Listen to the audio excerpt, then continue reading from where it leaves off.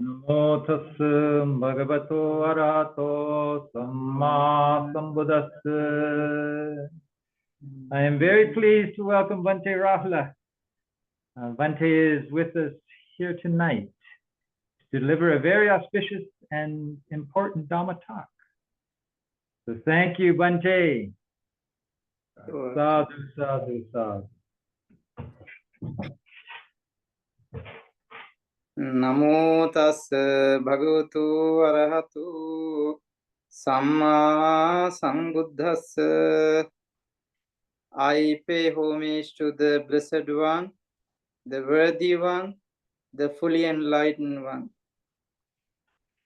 Dear Dhamma friends, so you all are here to share this very special Dhamma discussion, and today we are going to discuss about the great patience, how we can manage the anger in our daily life. It is very important. The anger, we call in Pali, dosa. In Sanskrit language, we call dvesha. So, the Lord Buddha, he has explained in many places about this dosa or dvesha as a very unwholesome root. There are three main roots which is very unwholesome and which cause so many problems and destroy our good qualities and disturb for our noble path, that we call lobha, dosa, moha, greed, hatred, and delusion. But today we are going to discuss about the dosa, anger. So the main topic is the great patience. In Dhammapada, it says, Kanti paramang tapo titikka. The best moral practice is patience and forbearance. So, if you think that you have great practice in your life, you have to have that great patience. If not, you are missing something in your life. It's a very important part of our life. If you are not able to maintain this anger, if you have no patience, then you suffer your entire life, whole life. I have seen and I have experienced about this anger, and what I have learned with my own experience, whatever Buddha taught to control or to remove this anger in our mind, that is the only way to be happy. Those who have anger, always they suffer. They cannot sleep well. They cannot do anything well. Because when the anger arises in our mind, people are not peaceful, not happy at all. Then when the anger arises, then the next step is people always they think to revenge from others, to hurt others, to harm others. So the both parties, they suffer. So in that way, if you are a very wise person, the best way to control anger, the best way that the Lord Buddha he has taught us, we call it metta, loving kindness. So you have to have in order to control your anger. The opposite of anger, it is metta, loving kindness. Many people, they think, oh, this person, he blamed me. He criticized me. So he did something wrong for me. And so I'm so angry. If you really think when you are angry, who suffers first? The person who gets angry because he is having poison. When the mind is polluted, you can't see anything clear. So, number one, you have to keep this mind very clear. That means you should develop loving kindness instead of anger. When you have good vision, good understanding about the true nature, the good nature, free from anger, then you are a peaceful person, a very happy person. Also in Dhammapada, there's a very special another teaching of the Buddha. Once the Lord Buddha he taught and has given a very special good advice to one upasaka, a lay follower, a man. Upasaka means a lay follower, a male person. Male people we call upasaka. The female people we call upasika. So then there was one person, his name was Atula. So one time he was talking and discussing with the Buddha about blaming, how people they criticize or blame. And then the Buddha advised him and saying, Porana metang atula netang ajjatanamiva nindanti tunni mahasinang nindanti bahubanina mita bhani nampi nindanti natti loke anindito. It is not new, oh Atula. Atula, don't think it is new. It has always been done from ancient times. They blame one who is silent. Even if you keep silence, people blame you.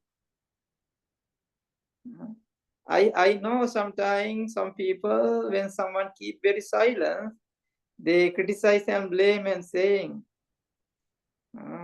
why he doesn't talk? It's like a mute. That is the way, that is the word.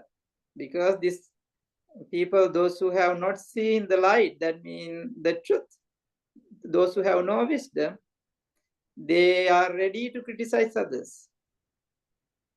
And they blame one who speaks much. And also whoever talk a lot, then they criticize and blame saying, oh, he's very talkative, he has a big mouth. That is the way. And also they blame one who speaks little. Then if you maintain your words and just answer for something, or just talk few words, still they blame you. Don't think that I'm a quiet person, I just talk a little, but still they blame you. There's no one in this world who is not blamed. So Atula, you have to understand this truth. So if you get angry, and then there's a problem.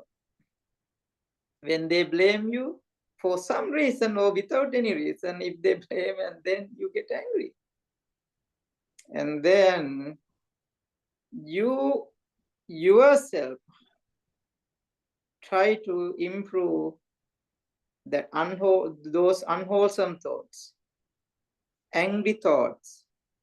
They are very harmful, they are very poisonous, and destroy the good nature. Once you destroy your own good nature, the Buddha says, like cutting the trees of a tree, it's fall down. When you cut down the roots, and then it has no strength to stand up, fall down. So once you cut down your own roots, that means good qualities, and you cannot survive well. That means your life become very sad and suffering and so many problems. Then people, they don't know how to find good solution until they practice the right path. And also there's one Jataka story in Khuddaka Nikaya in Jataka Pali, and there's a very nice story about something very important and special.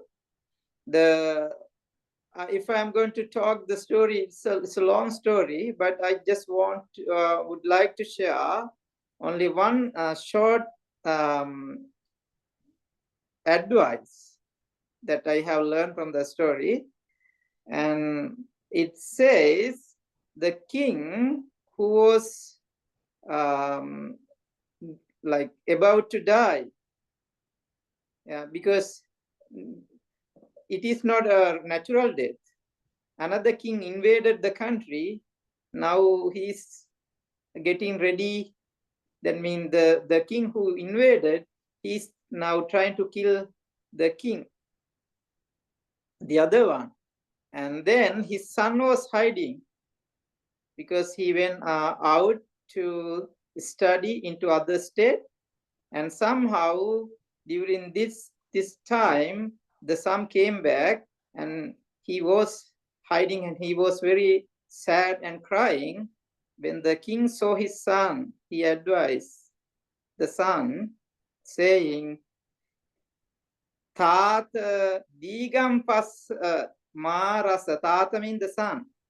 Son, look far, not too near.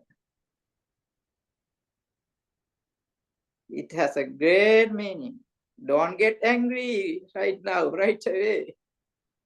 Think about the future. If you get angry now, you are going to lose your life. This person will kill you too. So in that case, be patient. So he survived, and later he became the king. So because of the great advice of his father. So all the time, for anything, if you have that great patience, instead of anger, you are safe. You can live a very good life. You have, I think, many stories in your life, and also more experience with anger, how you deal, or how you had to react. And in that time, people, they don't know what they talk in that time. You cannot look at your face even on the mirror. The face looks so different, and there's no any good feelings at all. And in my life, I have many thousands of experience and stories, but it's not time to share everything. But I think last time I remember I shared one story, but I remember being a monk for like 37 years now. So I have I have learned a lot from the world. And what I learned in the from the Dhamma, fortunately I could apply with those situations. And finally I thought, oh, I am the winner. So because if I reacted with anger, today I am not here. I am not in this good position. I cannot be a good monk. Today I'm so happy. I help others and teach the Dhamma because of good practice and good understanding.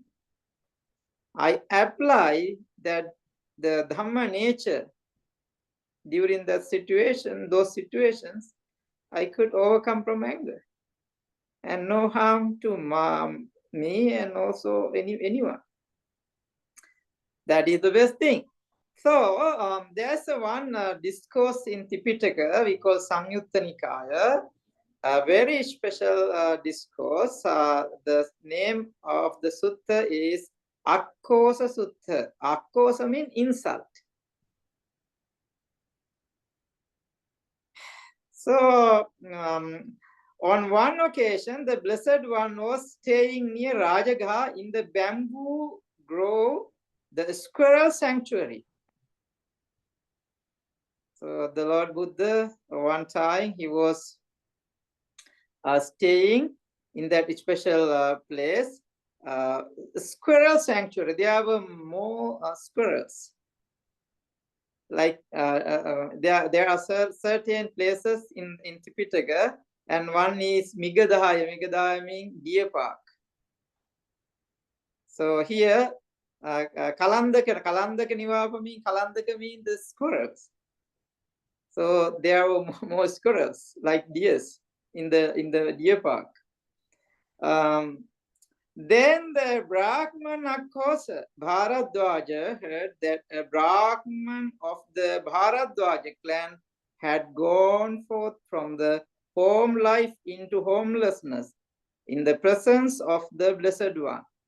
This particular Brahmin, he heard Akkosa Bharadwaja, he heard some Brahman people. They went to the Buddha and then they became monks under the guidance of the Blessed One, the Buddha. So what happened? Angered, displeased, he went to the Blessed One and on arrival insulted and cursed him with rude, harsh words. So he got so angry because his Brahmin people from his clan, they became the disciple of the Buddha. So he went there and then on arrival, he insulted the Buddha, he cursed him with very rude and harsh words. When this was said, the Blessed One said to him, "What do you think, Brahman? Do friends and colleagues, relatives and kinsmen come to you as guests?" When he blamed and insulted the Buddha asked him, "Brahmin, what do you think?" So, Brahman, do friends, colleagues, relatives and kinsmen come to you as guests? Are there people like, friends, relatives and others, those who come to your home? Yes, Master Gautama, sometimes friends and colleagues, relatives and kinsmen come to me as guests. Yes, it is. There are many different people, they come to my my home. And what do you think? Do you serve them with staple and non-staple food and delicacies? And then the Buddha asked him another question. When they come to your home, do you treat them well with some delicious food? Yes, sometimes I serve them with staple and non-staple food and delicacies. Yes, Master Gautam, I do it. And if they do not accept them, to whom do those food belongs? Then the Buddha again questioned, if they do not accept your food, then what will happen to those food? Who is going to be the owner? If they don't accept them, Master Gautama, those foods are all mine. Then he replied, if they do not accept, oh, those food are all mine. They come to me. They come back to me because they did not accept them. In the same way, Brahman, that with which you have insulted me, who is not insulting, that with which you have taunted me, who is not taunting, that with which you have berated me, who is not berating, that I do not accept from you. It is all yours, Brahman. It is all yours. It's a very, very nice saying, a good teaching. The Buddha, he asked some questions and then he wanted to tell him and teach him. And this is the way that I do not accept anything what you say to me. And then what he said, the king together with his court knows this of Master Gautama. Gautama, the contemplative, is an arahant, and yet still Master Gautama gets angry. Now, then the Buddha explained, whence is their anger? For one free from anger, tamed, living in tune, one released through right knowing, calm and such. You make things worse when you flare up at someone who's angry. Whoever doesn't flare up at someone who's angry wins a battle hard to win. You live for the good of both your own, the others. When knowing the others provoked, you mindfully grow calm. When you work the cure of both your own, the others, those who think you a fool know nothing of Dhamma. So then, this is the way how the Lord Buddha advised him. And there's a very one great thing saying, but I am neither eating together nor sharing your company, Brahman. It is all yours. I am not going to share and eat anything here in this situation. That means I don't want to share your anger with me. So, and then he advised him, oh Brahmin, this is the way how you have to maintain and control. It should benefit yourself and others, not only yourself. All the time the Buddha has taught us, whatever you do, if you do anything good, the result, the benefit should go with you and the others. Na attabhyadaya samvatteya na paradhyadaya samvatteya idang kusala. If something doesn't harm yourself and others, it is wholesome and do it. That is the advice. So, when this was said, the Brahman, of course, Bharadwaja said to the Blessed One, magnificent Master Gautama, magnificent.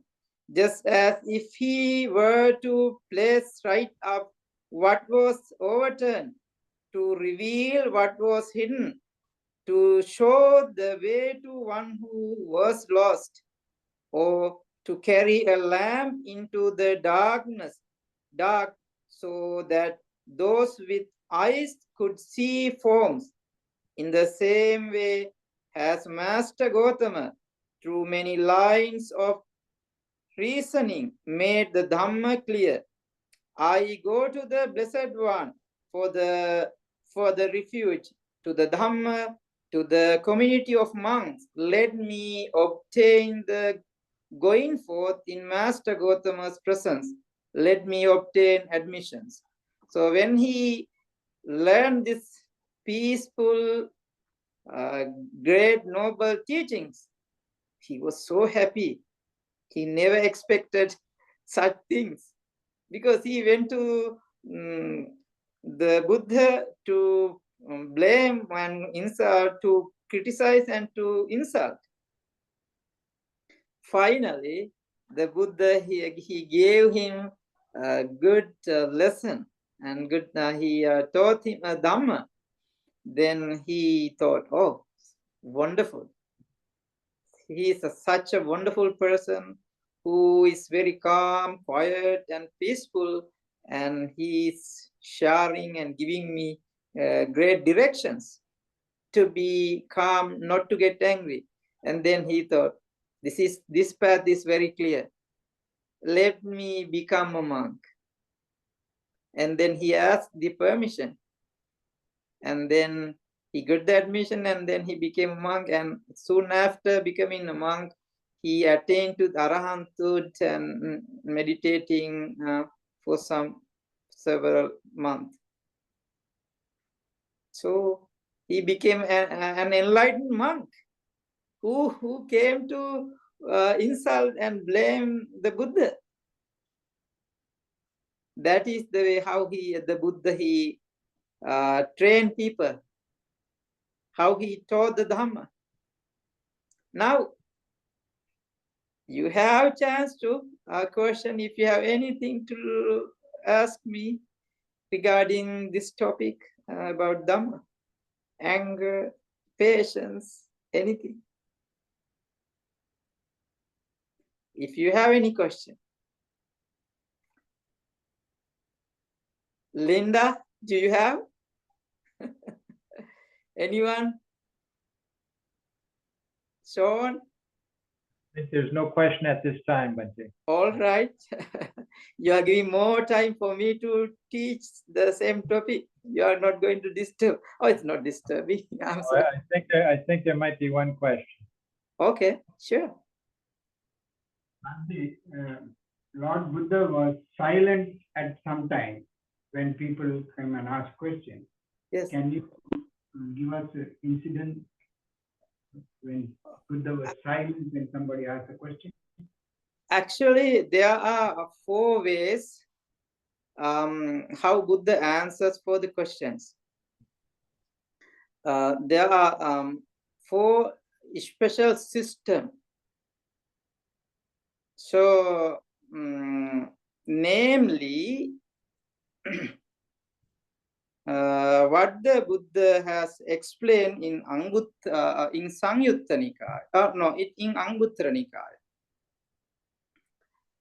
Ekansa Vyakaraniya, Vibhajya Vyakaraniya, Patipuccha Vyakaraniya, and Tapaniya. Ekansa Vyakaraniya means when someone questions the Buddha, he directly answer for the question. Direct answer. So I'm not going to take later time we can discuss with more details. So he gave the direct answer. And then Vibhajya Vyakaraniya mean when someone questions the Buddha, he had to divide into several categories in order to answer. Then there's a saying in Pali, Vibhajya Vado Koyam Manavaka Ahametta Manavaka Nahametta Ekansavada. That means when a young person questioned the Buddha, he said, "Here, young man, I am not going to answer direct. I am not going to give you direct answer. So I have to divide and explain you dividing and the topic. That means the answer is going to be in several ways." So Patipuccha mean number 3. Patipuccha mean when someone questioned the Buddha asked him another question from the person who questioned him. Something very similar, which is very important. Then whatever mean, if he gives the right answer, then Buddha say, "Here you go, you have given the right answer now." That means he get the answer from the person. And number 4 is tapaniya, vyakaraniya. Tapaniya means if something is not important for the noble path, which is useless, and then the Buddha did not answer at all. He said, "I'm not going to give any answer. The reason it doesn't help for the liberation, for the enlightenment, for the noble practice or anything. It is useless." He kept silence. So this is the way, the 4 system, how the Lord Buddha, he answers for their questions. So he kept quiet and silence. And especially there are some we call Dasa Avyakruta Prasna, Panya in Pali. That means there are 10 questions in that society, those who were questioning and asking all the time. When this world started or began, Sassato Loko, Asassato Loko, Antava Loko, Anantava Loko, like that. Is this the world is eternal or not? Like that. There are 10 questions. The Buddha say, it doesn't help or support for the liberation to overcome from suffering or anything. So the best simile is, the Buddha said, a person who gets a wound from an arrow shooter. Someone's come and shoots a person, and then he gets an arrow on his chest. Now he's having a wound and pain, and he's suffering a lot. The bloods come out. The person is telling the others, his relatives and friends, until you find out the person who created this arrow and what kind of materials and metal that he used, what kind of poison that he has used, and also which direction that he came, and what is his clan, and what is his full name, like that. Until you find out all the information, you should not take it out. Then what will happen to, then the Buddha asks, what will happen to the person who has the wound from the arrow? Then the monk say, Venerable Sir, he will suffer. He will finally die, not having any treatments. Very good, bhikkhus, monks, you are right. The same way, those who are waiting for those 10 answers for those 10 questions, the same thing will happen. They will die not having any answer. They are useless. The number one, Buddha said, it is visible. It is very clear that there is everyone, all living beings, they have suffering, dukkha in this world. So the Buddha, he attained to the enlightenment to help people, help the world to overcome from suffering, to cure their pain and problems. So in that way, whoever finds the solution, whoever we call destroy, eradicate defilements, they are the people, those who cure this problem. No more pain, no suffering at all. So then they don't want any answer. They never question whether this world is eternal or not, anything. So in that way, the Buddha kept quiet, silence if anyone asked him useless question, whatever, which is not helpful for the liberation or for the enlightenment, for peace or happiness. Are you okay? Happy with the answer? Yes. Painkiller. Okay. All right. So now we are going to discuss another discourse regarding this topic and about the great patience. This is something very special. In the Samyutta Nikaya, the same discourse category, and in Samyutta Nikaya, there's a discourse we call Punna Sutta. This venerable monk, he went to the Blessed One, to the Buddha. He wanted to get some great advice and go and practice somewhere wherever very peaceful or no more difficulties. And then it says, Venerable Punna went to the Blessed One, and on arrival, having bowed down to the Blessed One, sat to one side. As he was sitting there, he said to the Blessed One, it would be good if the Blessed One would teach me the Dhamma in brief, so that, having heard the Dhamma from the Blessed One, I might dwell alone in seclusion, heedful, ardent, and resolute. So that is the way how we talk to the Buddha, what he said to the Buddha. And then the Buddha gave him very special, great advice for him to practice correctly. And after he receiving the advice, then the Buddha said to Venerable Punna, well, then Punna, now that I have instructed you with a brief instruction, in which country are you going to live? So I am not going to teach you and share all the advice that Buddha gave him, but I'm just going to discuss the main area which is related with great patience. And then the Buddha asked him, now I have given you the right instruction, Punna. So in which country are you going to live? It was the question.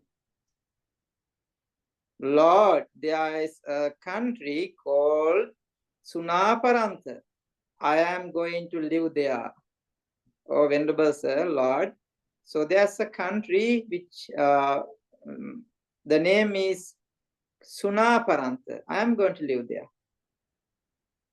Punna, the Sunaparanta people are are fierce. They are rough. If they insult and ridicule you, what will you think? Punna, don't think that they are very peaceful, good, nice people. They are very fierce and also they are very rough, and they will insult and ridicule you. What will you think, Punna? Then the Venerable Punna said and replied, if they insult and ridicule me, I will think these Sunaparanta people are civilized, very civilized, in that they don't hit me with their hands. Oh, Venerable Sir, they are not good, nice people. They just insult me. They do not hit me with their hands. That is what I will think. That is the way how I am going to think. Oh, Blessed One, that is what I will think. Oh, one well gone. So he said, oh, Venerable Sir, if they insult me, and I think they are nice and very civilized, good people, because they did not hit with their hands. So now he has one reason not to get angry, to have great patience. But if they hit you with their hands, what will you think? I will think these Sunaparanta people are civilized, very civilized, in that they don't hit me with the clod. Oh, they just hit me with their hands, but did not hit me with a clod. But if they hit you with a clod, I will think these Sunaparanta people are civilized, very civilized, in that they don't hit me with a stick. Now he is telling many good reasons. So they just hit me with a clod, but not with a stick. But if they hit you with a stick, I will think these Sunaparanta people are civilized, very civilized, in that they don't hit me with a knife. Oh, just they hit me with a stick, not with a knife. Who can think in this way? But this Venerable Punna, he had a very special knowledge and patience. So I will think these Sunaparanta people are civilized, very civilized, in that they don't take my life with a sharp knife. Then the Buddha said, if they hit you with a knife, what do you think? Then he said, oh, Venerable Sir, I will think these Sunaparanta people are civilized and very civilized, in that they don't take my life with a sharp knife. So just hit me with a knife, but they do not take my life with a sharp knife. Still, they are good people. But if they take your life with a sharp knife, if they take my life with a sharp knife, I will think they are disciple of the Blessed One, who horrified, humiliated, and disgusted by the body and by life, have sought for an assassin. But here I have met my assassin without searching for him. So I just think, oh, they just took my life with a knife, sharp knife, instead of searching for anybody. And what is that is what I will think, oh Blessed One, that is what I will think, oh well gone. Good Punna, very good. Possessing such calm and self-control, you are fit to dwell among the Sunaparantas. Now it is time to do as you see fit. So Punna, you are the right person to go there. Because those people, Sunaparanta people, are very angry people. So that's reason I Buddha asking, how can you survive there? How you are going to be with those people? And how you are going to practice the Dhamma? Then he said, "Oh, I have great patience. Even if they take my life, I think they are good people." Buddha said, "Very good, Chapunna. You are the right person who should go there. Go and practice if you feel good and fit it." So I know it is, we don't have such great patience in our life at all. Sometimes even one single word cause big problem. We get so angry and we criticize and blame and curse others. But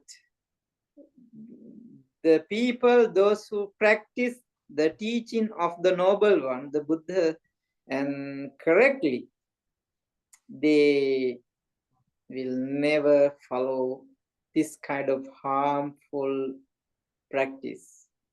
They always try to be calm, quiet, and peaceful. The Dhamma always make you happy.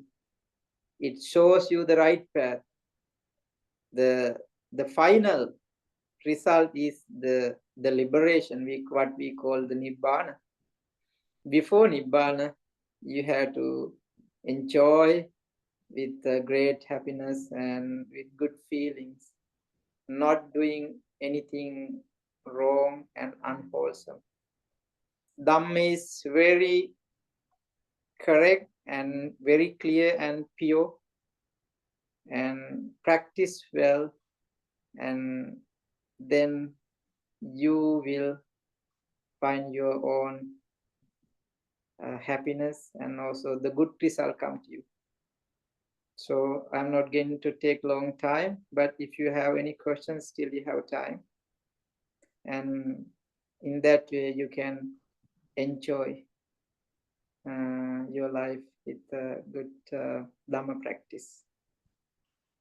Yes, I think there's a question here, Bhante. Yes, Sean. Actually, there's two questions. Yes.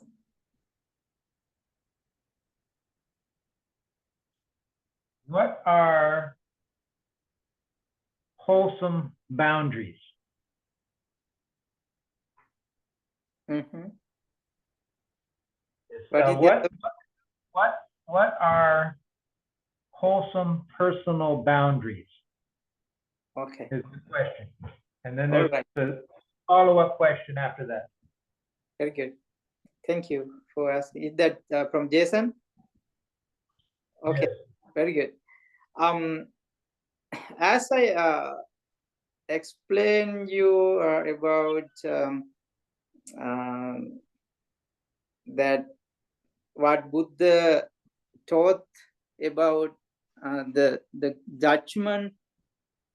You remember last time we were discussing about Ambalattika Rahulawada Sutta, the advice to Venerable Rahula. And also today I told you and explained you how to judge something, whether it is how to we think if something is wholesome and doesn't harm yourself and others. So it is the best way, the Buddha say, if something doesn't harm yourself and others, it is wholesome and do it. So there are so many great teachings, especially in that advice to Venerable Rahula. The Buddha taught very clearly that is the great judgment in Dhamma. Then the Buddha said, Rahula, Yadate twang Rahula kayena kammang katukamu idam me kaya kammanti pacchavekkittabba. Rahula, when you are ready to do any bodily action, and then you should reflect whether you should understand these are my bodily action. Na attabhyadaya samvatteya na parabhyadaya samvatteya idam kusalang. If something doesn't harm yourself and others, it is wholesome, Rahula, do it. In the same way, your mental actions and verbal actions. At every time, you should contemplate you should reflect whether it is wholesome or unwholesome. Those are the boundaries. If something doesn't harm yourself and others, it is wholesome, do it. If something harm yourself and others, never do it. Never talk, never think. These are the boundaries. So if you do not understand these boundaries, you cannot survive. There are problems.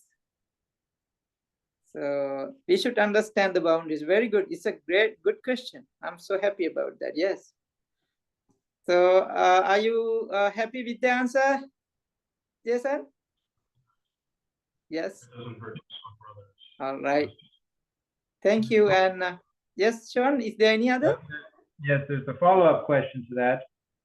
How does someone wholesomely restrain the unwholesome action of another? First, you should be on the right path. And attana meva patamang patirupe nivesaye atanya manusaseya nakileseya pandito. That is the how Buddha advises us. Attana meva patamang. First, you have to be on the right path. You should be a correct person. Patirupe nivese, having good practice, having good qualities. Then you shows others, look at me, that I have been practicing correctly. I have a good life. I have moral practice. I am perfect with my practice. I do not harm others. I do not do anything wrong. And I have the Dhamma. First, you should be a good example for others. Atanya manusaseya, then you can advise others. Nakileseya pandito, the person who has good foundation, good qualities, he never get any difficulties or problems. Otherwise, it's like a person who is going to teach the students not the math, not knowing math at all. He is in trouble. So first he has to learn the math or any other thing in order to teach. And then the perfect teacher. So always he practice well, and that means he has the qualities and then teach others, and then he's safe and good. Looks like Linda may have put a question here in the chat. Yes, I saw it. Okay. I see injustice in the world. I feel angry. What do I do? As I explained you earlier,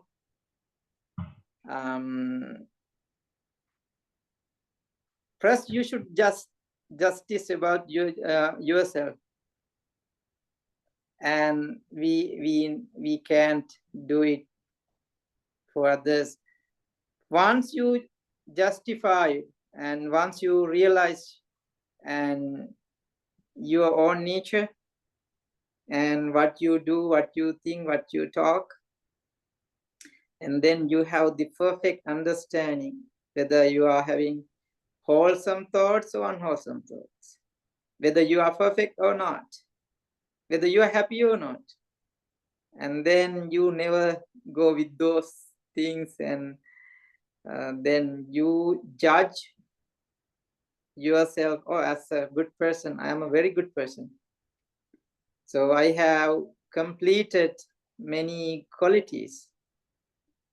And then people, those who are perfect and those who have the highest understanding with happiness, then they keep quiet and not justifying others, and they support and help others to be happy.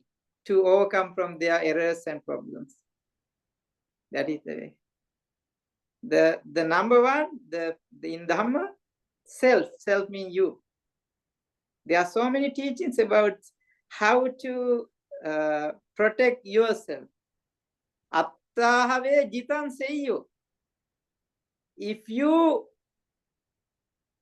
are able to conquer or defeat all unwholesome and evil, that is the highest gain or highest victory in your life. If you claim that I have so many victories and I got this award and that and this present and gift, they are not. The real great victory is self-victory, which is we call in Dhamma that whoever understands self and restrain or prevent from all evil, and those who do only wholesome and not doing anything unwholesome and wrong, those who are happy, they live peaceful life and happy life. Is that good, Linda? All right.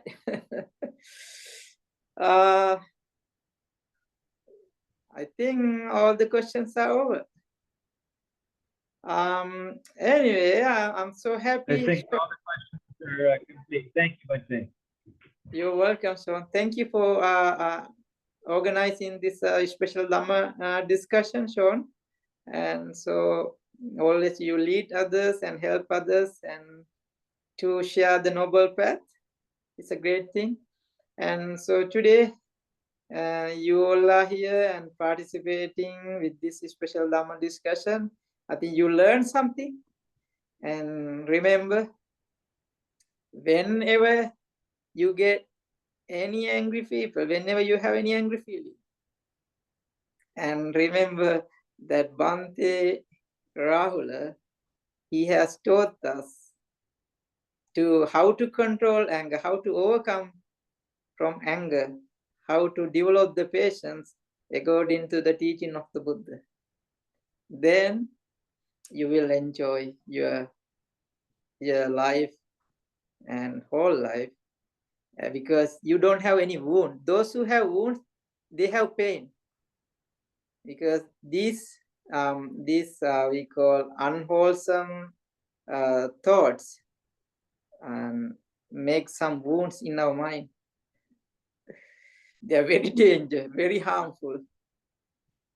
So today, listening to this Dhamma, we have gained great knowledge, and also we receive great blessings. So by the power of Noble Triple Gem, the Buddha, Dhamma and Sangha, by the power of all noble practice, may you receive the blessings. May no sorrow come to you. May no harm or illness come to you. May you be well, happy and peaceful. May you be in good health and free from suffering. Sukhi hotu. Sadhu, sadhu, sadhu. Thank you, Bhante. Thank you very much. for You the, are welcome. Special Dhamma talk. Thank you, Bhante.